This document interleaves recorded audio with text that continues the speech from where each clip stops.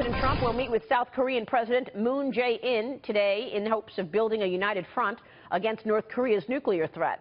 This as National Security Advisor H.R. McMaster said that Obama-era policy toward North Korea just won't do it. Watch this. The threat is much more immediate now. And so it's clear that we can't repeat the same approach, failed approach of the past. So the president has directed us to not do that and to prepare a range of options, including a military option, which nobody wants to take, right? Because everybody understands that the severe danger of this situation is the threat to the South Korean population who's held hostage. Joining me right now is former Secretary of State under President Clinton and the chairman of Albright Stonebridge Group, Madeleine Albright.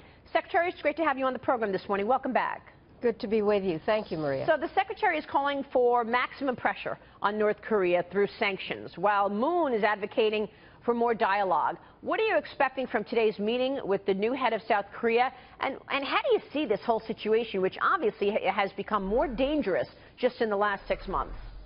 I think it is an extremely dangerous situation. I'm very glad that the new president of South Korea is coming here. He does have a different approach. He wants to have more dialogue with North Korea.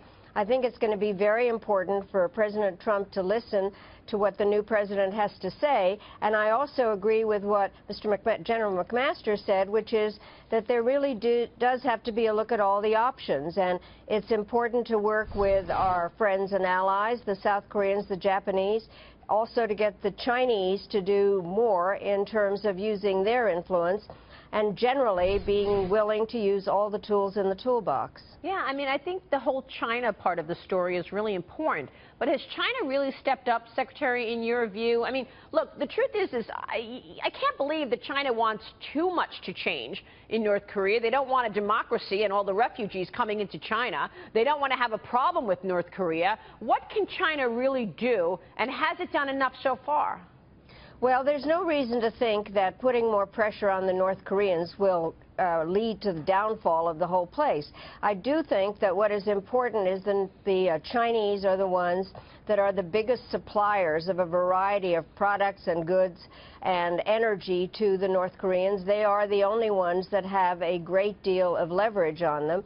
And I think it's important that they recognize that the Chinese, will not benefit from a nuclear North Korea as well as a nuclear peninsula. So I do think they have a lot to lose here, and they have a lot to gain if they work with the rest of us. Meanwhile, the G20 summit is taking place next week in Hamburg, Secretary Albright. A clash between President Trump and German Chancellor Angela Merkel seems unavoidable.